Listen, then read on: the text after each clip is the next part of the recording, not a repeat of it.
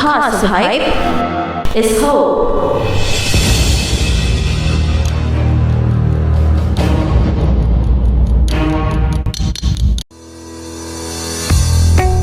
But before that, ay meron na naman tayong bagong pag-giveaway mga gwapo at gwapa naming subscribers as a way of giving back sa inyong overwhelming na support sa Express Info.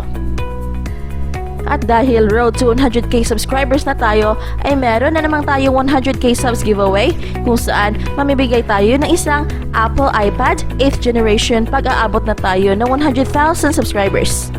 So, sa mga hindi pa nakasubscribe dyan, ay please subscribe na para mapadali ang pagbibigay natin na giveaway. At meron pang kasamang mga consolation prizes. So, sa mga gustong sumali sa ating pag-giveaway ay napakasimple lang.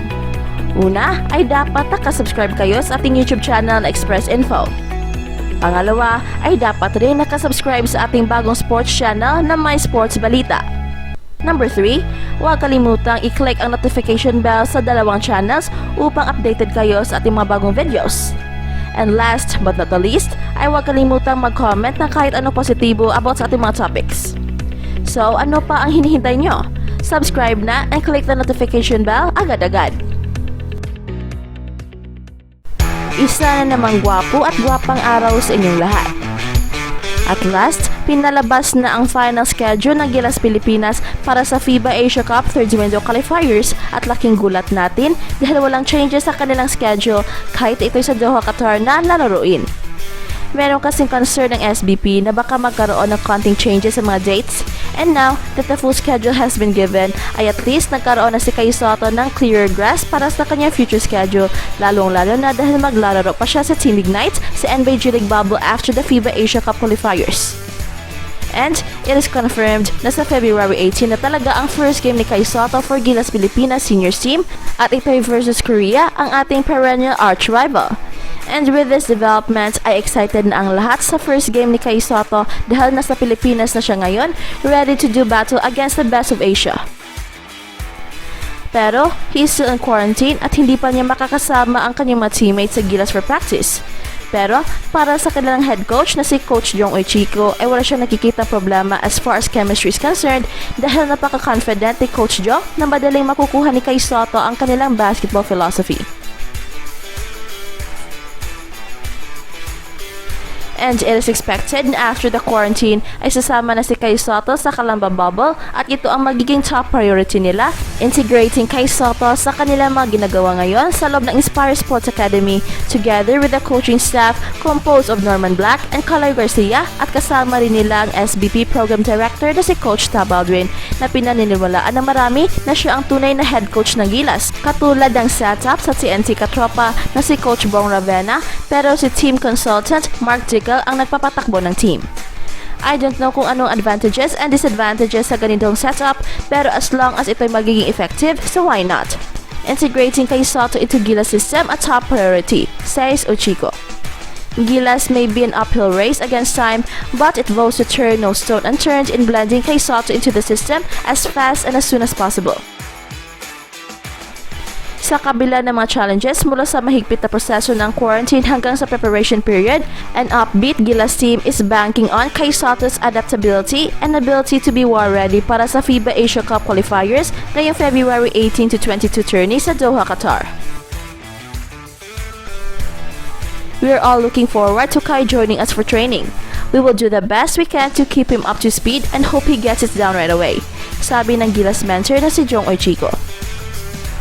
Umuwi si Kai Sotto sa Pilipinas kasama ng kanyang ama na si Irvin Sotto noong Martes na gabi galing sa United States after a long travel process dahil sa pandemic restrictions. Ang 7'3" prodigy na si Kai Sotto ay kasalukuyang nagka-quarantine and bearing any setback, makukuha siya ng medical clearance given a negative RT-PCR test result in 5 days. The NBA G League bet ay maaaring lalabas na sa kanyang isolation at magiging available si Kai Sotto sa darating ng Sunday. At ang best case scenario nito ay baka early next week ay makakasali na siya sa Gilas training bubble sa Inspire Sports Academy sa Calamba, Laguna. Apart from learning the Gilas schemes, inaasahan na si Kai Sotto ay maka-adapt and able to forge chemistry sa kanyang mga bagong teammates bago pa sila lilipad patungong Doha sa February 13 ayon kay Urchico. We are all looking forward to Kai joining us in training. We will do the best we can to keep him up with the guys. I don't think that will be a concern. Sabi ni Urchico, optimistic there won't be a chemistry issue. With Kai Sotto on deck, ang Gilas squad ay nangangailangan na lang na isang panalo to book a slot para sa FIBA Asia Cup sa darating na August. And expected, ang Gilas will go all out sa kanilang Doha games against rival South Korea and beefed up Indonesia, battered by former PB imports to naturalized players Ricardo Ratliff and Lester Prosper respectively. For now, ay focus muna si Kai Sotto sa Gilas Pilipinas stint niya dahil this is one of the most crucial tournaments sa kanyang very young career. And everything is set na for his most awaited debut sa Gilas ngayong February 18 na magsisilbing isang baptism of fire versus Korea. A lot of pressure is on the shoulder of Kai Sotto dahil ngayon pa lang ay marami na ang nag-consider sa kanya bilang the messiah of Philippine basketball. In fact, marami ang naghambing sa kanya ni Yao Ming ng China and Hamed Haddadi ng Iran na kung saan nag-dominate sa Asian competitions sa napakatagal na panahon. And he is expected to lead the Gilas team sa 3 laro sa loob ng Doha bubble.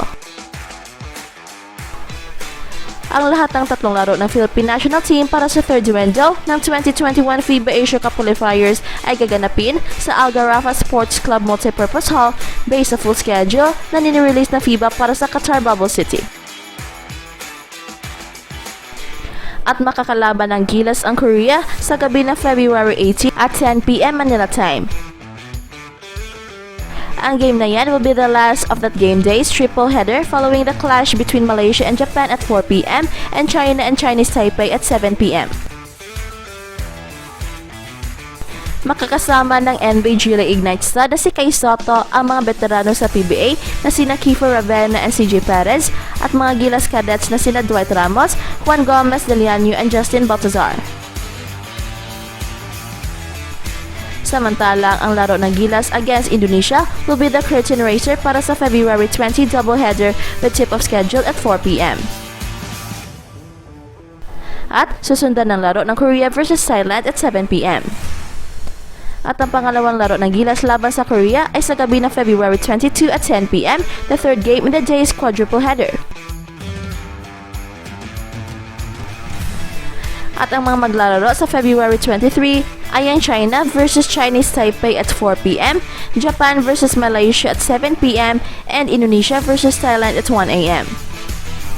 Sa makatuwid ay excited na ang lahat, hindi lang ang mga fans kundi pati na ang head coach ng Gilas Pilipinas na si Coach Jong Urchico at pati na ang mga players sa loob ng Calamba Bubble ay tsak excited na rin. Pero siguro ang pinaka-excited sa lahat ay si Kai Sotto dahil hindi lang ito ang kanyang first game sa Gilas kundi kaakibat sa kanyang paglalaro sa Gilas ang isang malaking sakripisyo sa kanyang pagpili to play for Gilas over sa Team Ignite na maglalaro rin sa NBA G League Bubble starting February 10. So, lahat ng mga basketball fans sa Pilipinas ay nag-aabang na sa first game ni Kai Sotto at ito'y pinakamahalagang araw sa Philippine basketball history. Dahil for the first time ay merong maglalarong isang legit 7-3 player sa team ng Pilipinas. Ito isang dream come true para sa lahat ng mga Filipino basketball fans dahil noon, ito ang ating Achilles heel in terms of international competition dahil historically, ang mga Pinoy hindi naman gaano katangkaran. And with Kai Sotto, all the teams in Asia are now looking up on the Philippine team. Dahil meron na tayong higante na tsak magdodominate sa susunod na dekada. Good luck, Kaiju!